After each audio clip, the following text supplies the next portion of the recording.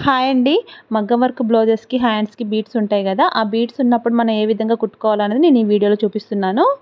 మెయిన్‌గా మగ్గం work blouses కుట్టేటప్పుడైతే single టంచనయితే use చేయాలండి. అది మగ్గం వర్క్ బ్లౌజెస్ కుట్టడానికైనా, హ్యాండ్స్ బీడ్స్ కుట్టడానికైనా, దేనికైనా ఆ సింగిల్ టంచన్‌తోటే మనం స్టిచ్ చేయాల్సుంటుంది. ఆ బీడ్స్ అయితే ఎంత లావుగా ఉన్నాయో, అయినా గానీ ఈ సింగిల్ టంచన్ వాడడం వల్ల మనకు కుట్టడం ఈజీనే అవుతుందండి. ఇది అందులోనూ ఇంకా స్ట్రెయిట్‌గా కాకుండా కట్ వర్క్ డిజైన్ ఉందండి. సో, కట్ వర్క్ డిజైన్ ఎలా ఉందో మనం అలా గూడా కుట్టాల్సి ఉంటుంది.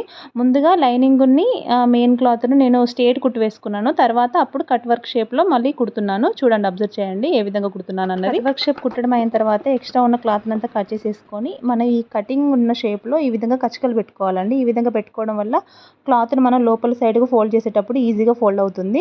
నేను ఇలా చూపిస్తున్న విధంగా లైనింగ్ క్లాత్‌ని అటువైపు పెట్టుకొని ఒక కుట్టు వేసుకోవాలండి. ఈ విధంగా కుట్టు వేయడం వల్ల లైనింగ్ క్లాత్ అనేది లోపలికి ఈజీగా మలుగుతుంది. తర్వాత హ్యాండ్‌కు చుట్టూ సపోర్ట్ కుట్టు ఒకటి వేసుకోవాలండి. మగ్గం పక్క నుంచి వేస్తున్నాను నేను కుట్టయితే.